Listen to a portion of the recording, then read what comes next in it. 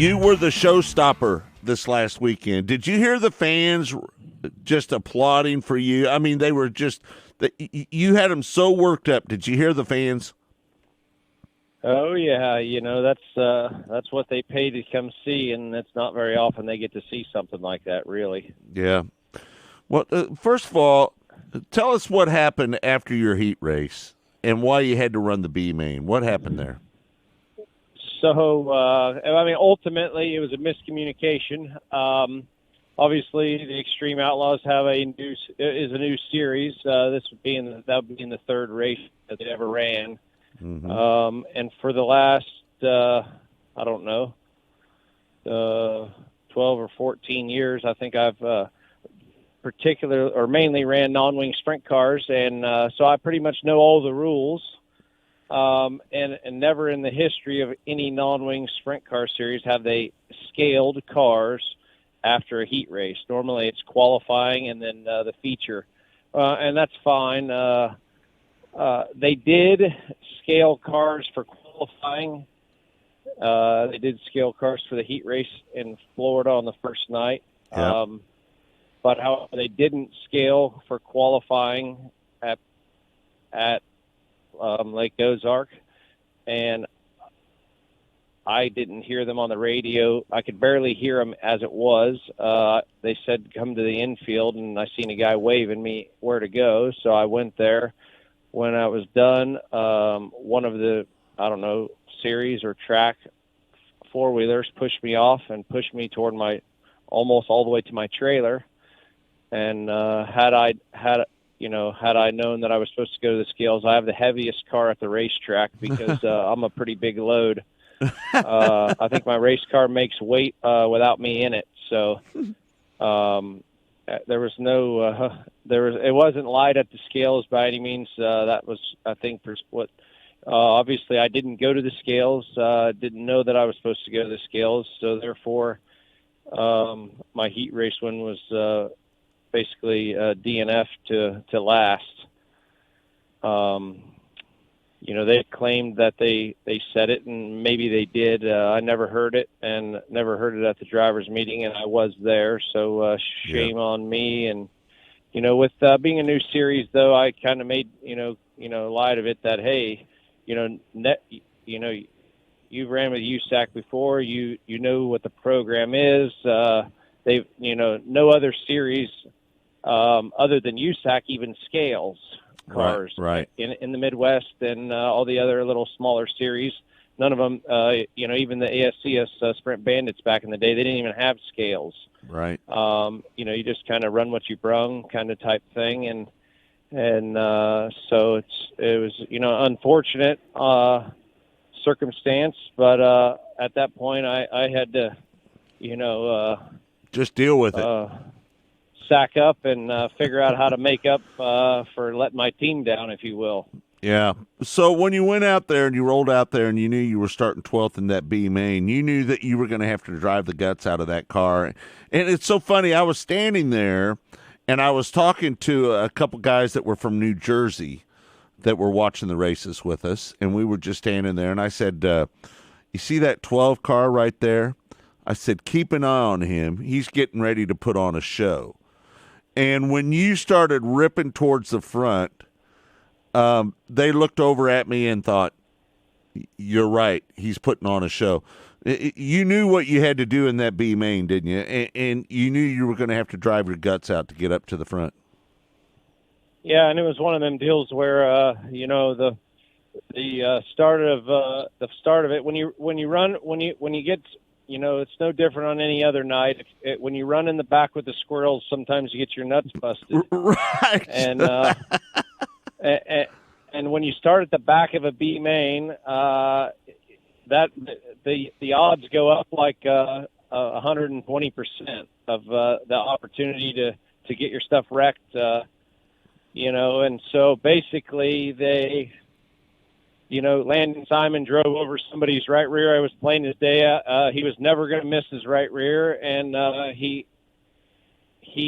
then wrecked. Obviously, I had nowhere to go, and I got into him, and somebody else got into me, and we had to go change left rear tires, and then obviously fall even further back. And then at that point I was like, I need to get as far to the top as I can, because I'm hoping for the first few laps. A couple of these guys are a little too timid to go there, and they just they went to the bottom in the middle, and I went to the top and got the heck away from them as quick as I could.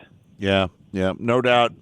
Well, it's so funny. Then you have to turn around, get back out, and come out for the A main, and you started in the back of that A main. What did you think your chances were of getting to the front of that pack? Did you feel like your car was fast enough to get up there to the front? I felt really good from hot laps on. Being that we were a support division for the night, we, like, when we went to Volusia, we got to run a hot lap session for like 3 laps, and then we got to come back out and run 3-lap, qualifying run or whatever, as a group deal. But being that there were so many cars, and obviously, you get, I don't know, there had to be close to 100 sprint cars there that night. It's hard on a racetrack. It's kind of windy. Yeah. Cold. And I had never been there before, and it's pretty abrasive. It's hard on tires. And, when we had a tire, I qualified or I hot lapped for 3 laps, which was qualifying on a brand new right rear, went out for the B main and had to put that tire on just to make stagger. And it ultimately, it about maybe a quarter of the tire tread came off, and it was just cords. So then it was shaking for the last 7 laps. I thought a wheel had broke, but thank the Lord that didn't happen, and thankfully that it didn't pop. I slowed down about probably 2.5 seconds a lap, I think the race monitor said, or something, just trying to keep it from jumping off the track, and so I could actually see where I was going. Oh, wow. So then obviously now you're leery of, is the next tire going to do that? So we put another tire on for the main event, and 5 laps into the main event, I'd already moved up pretty far, and it started shaking again. Not near as bad, and it didn't come apart, but obviously there's something going wrong. I don't know if a belt broke, or I don't even know. It didn't chunk out anywhere, so I'm not really sure what happened, but it was fine for 5 laps, and then I kind of slowed down for 10, just hoping that it wouldn't come apart. And then I figured the track was cleaning off really bad and getting black, and I was afraid that it was going to rubber up, so I figured I better get back to business, and if I was going to make any chance for a charge to the front. We're looking at that tire right now. We're showing people online. I've never seen a tire do that. Have you ever seen a tire do that before?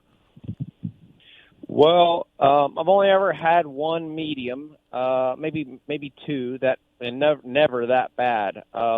Where it had come apart in a couple of smaller, maybe the size of your hand area. Yeah. But very few. Now, years ago, I'm going to say maybe around 8 years ago, we ran what was called a DT3 tire. It had little 1-inch square blocks instead of the full size. I don't know what they are, 1.5 inch or whatever size blocks like a normal sprint car tire. They were real small blocks, and they were a spec tire for USAC for about 4 or 5 years. When they came to the end of their run, like when they knew they weren't making them anymore and whatever, I don't know what happened. I had about 7 of them do it, and about half the field had some come apart at some point there toward the end of, I'm going to say maybe 2010 or 11. Yeah.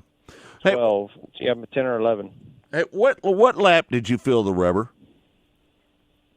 Whatever the last red was, or whenever the last red, I was rolling around, and I could see that, like the lights there are pretty good, and I could when it rubbers up, it gets dull, and so you could see that when it's black slick, 90% of the fans or even the crazy crew members think that it's rubbered up, but it really isn't, and it has like a shine to it, and And once it rubbers up, it gets dull. Right. And I seen it dull, so I told myself no matter what I did, I had to hit that. And so I was keeping off of getting up on that, because the track really flattens out the last car width and a half up by the fence, which is not conducive for good non-wing racing.